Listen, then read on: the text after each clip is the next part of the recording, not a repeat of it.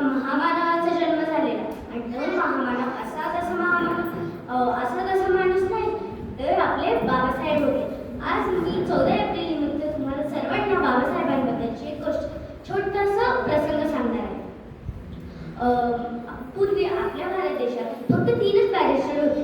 सोप्या शब्दात ऐकले तर फक्त 3च उच्च शिक्षित लोक होते आणि त्यातले आपले एक बाबासाहेब.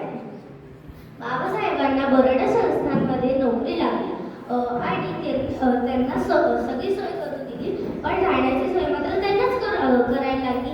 ते एका पारशी कुटुंबाकडे गेले आणि त्या पारशी कुटुंबाने त्यांच्या घरात राहू दिले आणि काही दिवसांनी त्या पारशी कुटुंबाला बाबासाहेबांची जात कळली आणि पारशी कुटुंबाने त्यांचे सगळे सामान उचलून बाहेर फेकून दिले आणि बाबासाहेबांना हे जेव्हा कळले तेव्हा ते त्यांचे सामान घेऊन एका झाडाखाली जाऊन ढसा रडू लागले.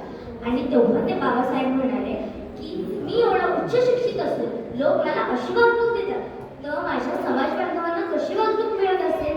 नाही, बाबासाहेबांनी अशी संकल्पना केली, नाही याचा होऊ देणार नाही. मी उच्च व निश्चित संपूर्णच टाकेल आणि हे सिद्ध करण्यासाठी बाबासाहेबांनी आपल्या भारताचे संविधान लिहिले आणि बाबासाहेबांनी उच्च व निश्चित संपूर्ण टाकले. चला बाबासाहेबांनी जशी उच्च निश्चित संपवण्याची प्रतिज्ञा केली तशी आपणही एक प्रतिज्ञा करू की आपण सगळे बाबासाहेबांचे अपूर्ण स्वप्न पूर्ण करत व आपला पूर्ण भारत देश बौद्धमय करण्याची प्रतिज्ञा करू. जय भीम.